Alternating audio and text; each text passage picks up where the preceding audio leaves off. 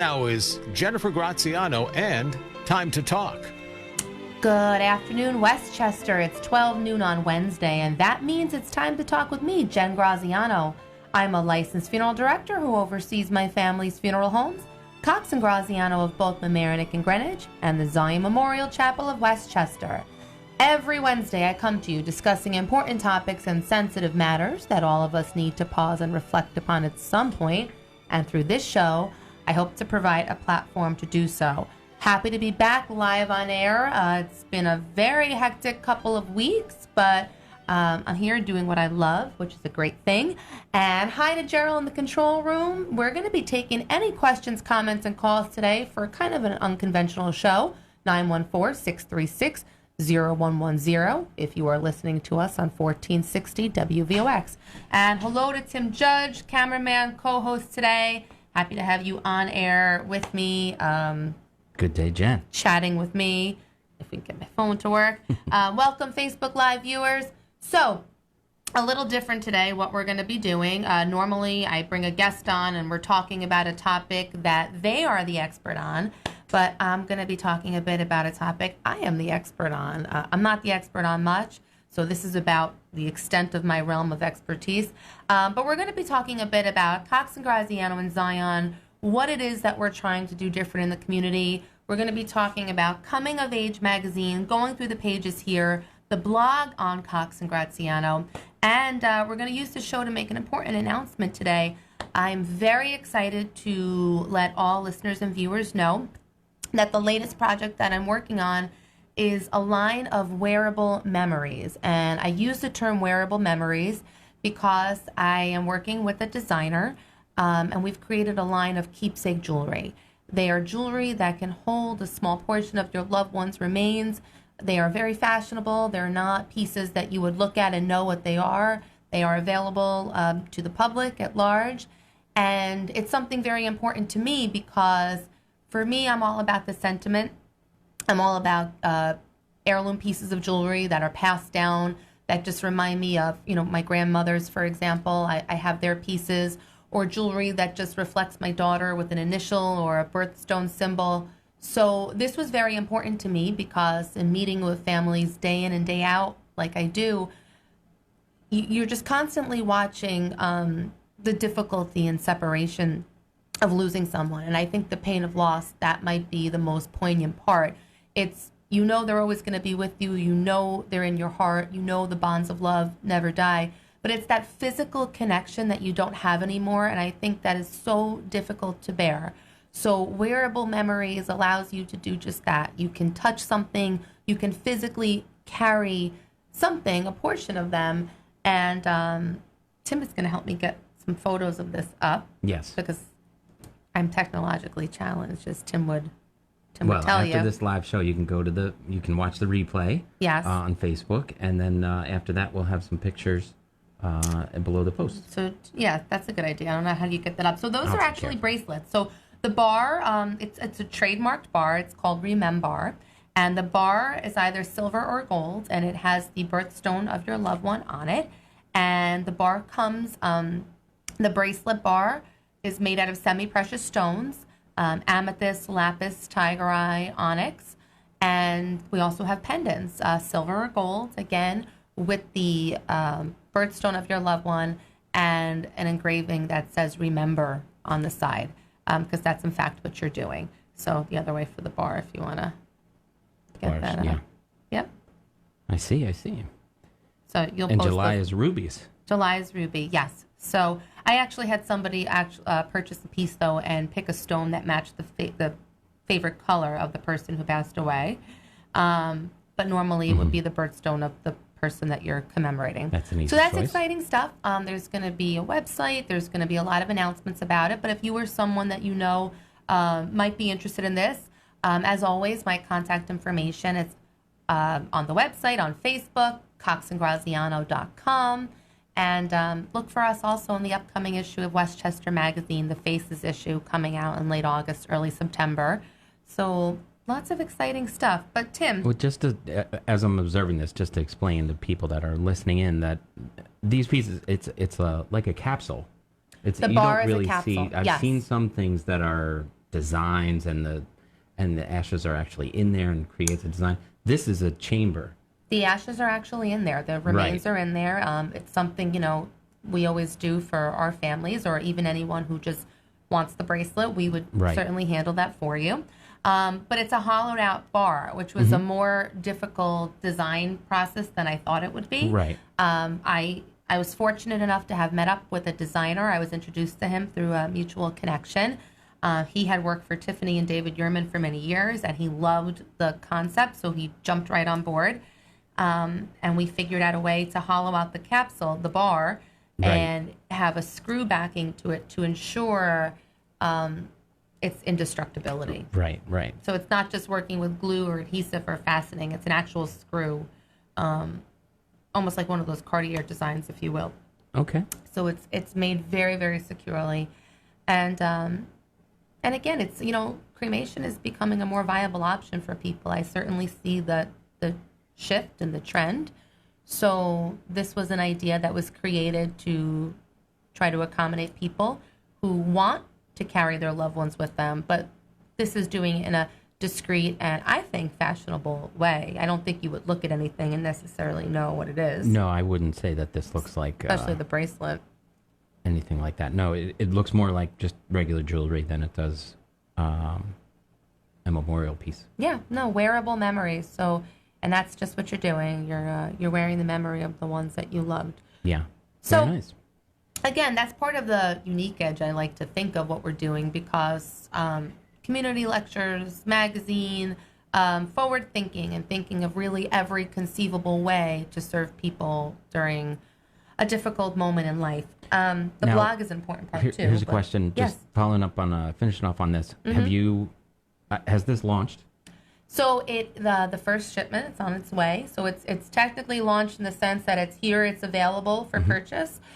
There's going to be much more in the way of displaying it and showcasing it in the months to come. I'd say by fall, it'll really be up and ready to go. Okay. But it is available for purchase now. And who? What's the process of taking the remains and putting them into the jewelry? It's something that I would always say, leave that to a funeral home. But for people who are not near one or just want to buy this and perhaps are sending it to someone in another area, there's a funnel and an instruction kit that come with it. So it's almost do it yourself if you want It to do could this. be, yes. And so my question leading to that was, if someone has the remains of the relative already from years ago, they can get this from you and then give it to their children or grandchildren and say, Yes. So Yes.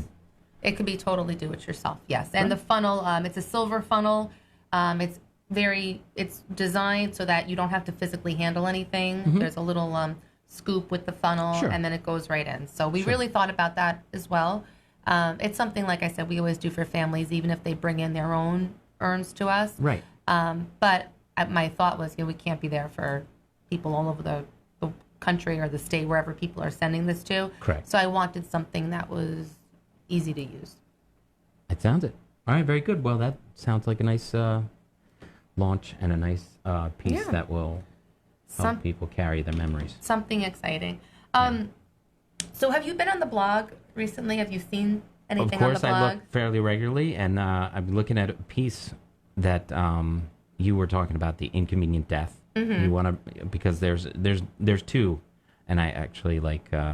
But tell me about the piece you wrote, the inconvenience of death. So the inconvenience of death was, again, the blog is somewhat therapeutic in my line of work. I think that when I like to write, and it's a bit of a release, so you kind of you reflect upon what you're seeing. Right. So, I have seen many shifts in trend and funeral culture over the years, and that's kind of what the inconvenience of death speaks about. It's not a gripe or a grievance. It's more of a reflection that you see people doing things in much more haste than in years back. Right. Or when adult children come in, they would say, well, mom and dad's friends are no longer here. Why have a wake or why have a mass? But yet 10 years ago, when you met with their mom or dad for the other spouse, it was a much different, they wanted the full wake, or they wanted the 2 days, let alone even just the 1 day. They wanted to go to church. They wanted a burial. So funerals reflect a culture. Death reflects life very much. Right. As we are a more transient society, where you have everything's a click or a swipe away, and FaceTime replaces actual visits. You see long-standing communities in Westchester becoming bedroom communities where people, they don't want to own, they rent. There's no permanent roots anywhere. Right. And I think that eventually trickles down into my line of work. So things are done much quicker. Yeah. And people don't take that moment to pause and stop and say, this was a life that was lived and therefore a life that should be honored. Right. So that's what that blog really talks about, the shift in trend and the shift in culture. It was a good read. It was picked up by the American Funeral Director magazine. So I guess it echoed the sentiment that a lot of funeral directors are feeling throughout the country. I've gotten some feedback on it from people out of state who concurred. So, but again, it's just a nice place to reflect. And I think if you go to the website where you can see the blog, and Tim also posts the podcast of the shows on the blog as well. Yep. So the blog and the website is a great resource. It's not just finding out about wake times and services and reading obituaries. It's really things that stop and make you think. These are not things that we think about every day. Right. Well, everyone lives with their own grief and grieves in different ways. And I think part of that inconvenience thing is that, when one person's grieving, they don't want to project their grief on everybody else. And saying, having a big production for that, some people might feel like, well, this is my, it was my mom or my dad or loved one, and they don't want to, make a big deal out of it and inconvenience everyone else. But, everyone else comes to support. Exactly. And be there with you. Exactly. It's something, different when people, you can do it, and, well, if nobody shows up, that's a different story. But that never happens, though. But people are showing up because they love you, and they love the people that are there who loved the person. I always tell a deceased. family, you can't worry about every person and every person's schedule. Yeah. You have this time. People will find a way to come. They're coming to support you. They'll figure out how and when they'll get there. They'll figure out their schedules. They'll figure out work.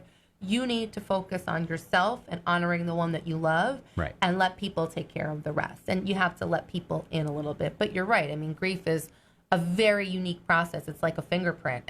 No two people will grieve the same. Yeah.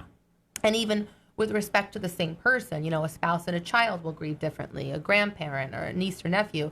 Grief is very unique. And, there is some wisdom to what you're saying, that some people just need to go through it in their own way. But I think wakes and funerals are part of a process. I don't like the word closure.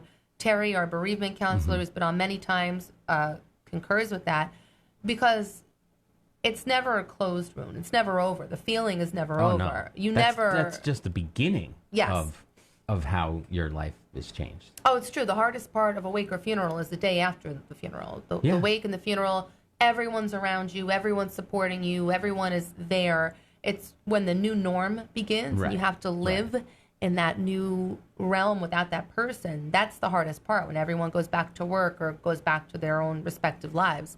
I was watching a movie the other night, and there was a line in it, which I think I've heard before, but they say, the line was, they say you die twice.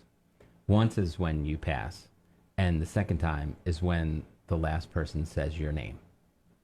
So true. So true. It wasn't that Disney movie, was it? No, it was not. Because they talk, no, Coco, that's on the blog as well. Is it?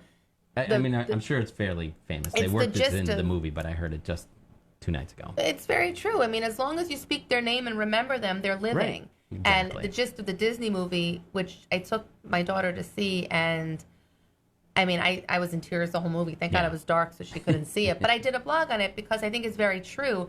If you speak their name and you honor them and you keep pictures up and you keep the memories alive, you keep them alive in essence. Yes. And that's not, like I said, death takes away the physical realm. It doesn't take the bond away. It doesn't take the memory away. And I think that's really important, to continue to speak of them as if they were here. And you're absolutely right. So a person really dies in essence when they're not remembered anymore, when they're not spoken of. And it's hard. And I think bereavement support is something that's so crucial. And I think at some point, everyone who's experienced a loss can benefit from it. I mean, some people have different time. Perhaps right away, not everybody can do that. But, there are triggers. Terry's spoken about this, that you could lose somebody and 5 or 10 years down the road, something can trigger these unresolved feelings that you might need to talk to someone. And I think the problem is a lot of people dismiss that to say, well, it happened so long ago, I just need to get over this. Right. Which, it's sad because there's no time limit to grief. And I think that people should always be open to exploring an option of grief and bereavement counseling. We have no-cost bereavement support every other week. There's about 17 people who meet in that group, so it's a very strong group. And some of the people are dealing with losses from many years ago. Right. But they find themselves able to talk about it now, and they find comfort in it. Right. It's open to everyone, not just people who have used our funeral home, people in the whole community. All of Westchester and the area are invited to come every other Saturday, 12 noon. Not this Saturday, but next Saturday, August 3rd, they'll meet again. Information on the website as well. And I think it's something important to look into. I mean, you had a not so recent passing of your mom. I mean, as you know, it's not something that just gets better. I mean, you're always going to miss your mom and your dad.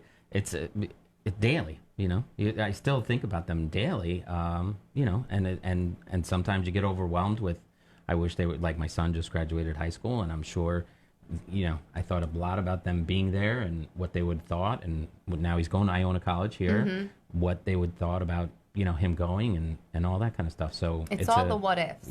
Yeah, I mean, they're in my every thought that I have. I'd love to call them and tell them I believe that they're, still around and still watching. So I just look up and say, there you go. But it's daily. And so, some people need to talk about it a lot, or a little, or not, or just, when it comes up in a great conversation or a story. Absolutely. So moving on, I want to talk about the magazines, which all issues are available digitally. They're all up on the website. There was just a recent shipment down to libraries and town halls. New Rochelle, Larchmont, Mamaroneck, Harrison, Rye, Portchester, Greenwich. I know those libraries are carrying these. A lot of senior centers as well, salons and health clubs. But we're going to talk a bit about Coming of Age magazine. These are 2 of the later issues, the most recent issues.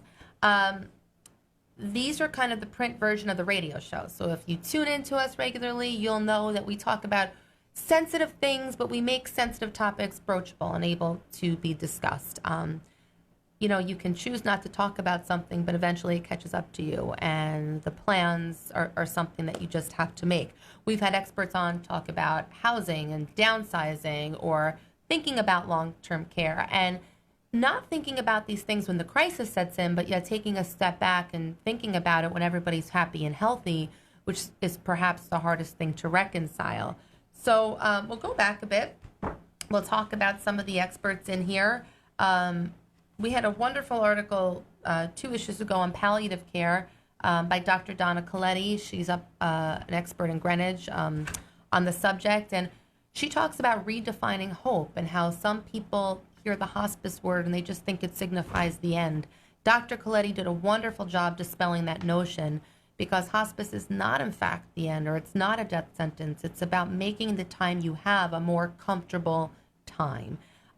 Many studies and research have shown that hospice can actually extend a person's quantity of days by giving that comfort factor. Sometimes we think just the medicinal treatments and the actual treatments are what are needed, but plenty of research to support the fact that putting someone on hospice sooner rather than later will give them a little bit more time, even if just, a matter of weeks or months, but the time that it's giving is a much more quality time. You're making a person comfortable. You're not giving, all the medications that might cloud memory or thought. You're allowing them to sit and have more meaningful conversations with you. So that was a wonderful article that I invite you all to read. Dr. Coletti is just a wonderful woman. We talked about concierge medicine, which is, I would say it's kind of sweeping the area here. Wouldn't you say? It's becoming a more commonly understood term? Yes. I think that, everybody wants a little more out of their doctor. medical professionals all around. But getting back to just the magazine and one of the topics that from your blog, I just want to say that from working with you, that I noticed that it's very all inclusive, and it's not just a senior magazine or prepping for death situation. It's very all inclusive. So a couple of things. One, on the blog there was a post about 2019 and how you don't have to end the year to start over. Right, you can start over at any moment. I think that's a great, right. Every, today is the first day of the rest of your life. And that I think it was Sister Maureen in the second grade who taught me that one at Holy Family. But that sticks with you. And, everybody diets and goes on and off a diet or whatever it is. And you talk about yoga and everything like that. It's all inclusive, blog and magazine, and it is a resource. So those are, the magazine's something to go back to, or the blog if you want to look up something different. But it's a great place to go and find out information or open up about or ask questions. I mean, no, not too many people call in, but I think you should take more callers and encourage. No, people I agree. No, we've had some good callers and good questions on guests, but it's important, and thank you for touching upon that, because the truth is, the magazine, the blog, the show, everything that I'm trying to do through this platform, it's not so much about dying as it is about living well. Right. And I think, my job does give me a very unique perspective. And what I take away from it is that your time here is so precious, and you have to make the best of what you're given. And it really is a gift, as cliche as it sounds. You wake up, you're here, you're alive, so live. Right. And the magazine is trying to educate people, as is the show, to be mindful of your existence, to do the things you need to do, make the plans you have to make, but ultimately just go on living. Yes. And I try to touch upon the different age brackets. The 2019 blog, I did that shortly after New Year, and it's so true, because people tend to think that you're only reinventing yourself come January 1st, which is so foolish, because by January 7th, you're probably not that person anymore. But yes, that was great. There's some movie and book reviews on the site. I mean, I've read some amazing books recently that I just felt the need to have some commentary, because they're uplifting, they're hopeful. We had a guest on here who authored Proof of Heaven, Dr. Eben Alexander. He's a renowned author, and he was a neurosurgeon who had a near-death experience. He's nationally acclaimed. I was so honored to have him on the show. It was a great, great book. Book review is there online. Dr. Ken Redcross, who's an author and an expert, has been on our show several times talking about concierge medicine, and he happens to be a Westchester-based doctor, but you can find him on major news outlets. Right? Yeah, in Eastchester, but I think he's been on Dr. Oz. He's been on Fox. He's been on a lot of, he's a well-known guy. Yeah. So we've had Gretchen Carlson on the show. Yes. We've interviewed. So I think you're right. I mean, it runs the gamut of what we're in fact talking about. Well, also, I mean, everything you put out touches on all forms of media. And I'm looking at the one article in the magazine here, the mindfulness and myth of multitasking. That was such a great article. So yes. You have that in the magazine. Then you have the blog if people want to do it. You have the podcast if people want to listen in the car. The radio show, obviously on there. So I mean, you're wherever someone wants to reach out. You'll find me. I'm everywhere. But you can also reach out and if you have show ideas, I'm sure you we'd always absolutely love that. And I've taken many people's show ideas. One of the guests who are coming back, and it's always she's always a very popular guest, is Carla Bleha, the medium. I was just thinking about her. Oh, that's unbelievable. Well, perhaps Carla She needs was a one sidekick. of my favorite shows. I loved when you interviewed her, and she was great. She's amazing, and admittedly, I tested her out a little bit, if you will. Some very interesting stuff. Yep. You have to believe in something, and you're either going to believe or not believe in a medium, an evidential medium. Evidential meaning she has to produce 3 to 5 pieces of actual evidence, and it's not just like so-and-so loves you and misses you, because that's kind of a given, but she'll give you like very specifics. Yep. Personally, I believe, because I feel like you have to believe in something. I can't watch death as frequently as I do and not believe that love lives on, so I take a comfort in it. There are certain things that, she hit right on the head, and messages that I delivered back, and my family thinks I'm crazy, but the people who gave the messages already knew that. So we're wrapping up here. What was my favorite topic or guest? I don't know, Gerald. Mine was Carla. And I was thinking that because Carla? I was going to bring that up. She was awesome. Carla's because I did up have there. a quick conversation with her in the hall, and she, No, jumped she's right good. on what I was saying. She's and definitely good. took it past. Carla was good. I don't know. I'm so bad at playing favorites. Like I'll always say like I don't have a favorite song or ice cream flavor. Like I like everything. So I'm so like neutral Switzerland with that. But Mint chocolate chip. You're Blue like Sky my by the daughter. Allman Brothers. I mean, I know what I mint got. chocolate chip. But in any case, you know what? It's been a great run doing this. I love working with you. You're certainly going to be around for the long haul with this. I invite everyone, though, to go to www.graziano.com, Graziano. You will find more information about everything we discussed today. I thank you all for your support, for watching us and listening to us on the Time to Talk Facebook page, on the air. Thank you, Gerald. You guys are great. The point of the show is to start talking, folks. Open dialogues between family members. Talk about that which is uncomfortable.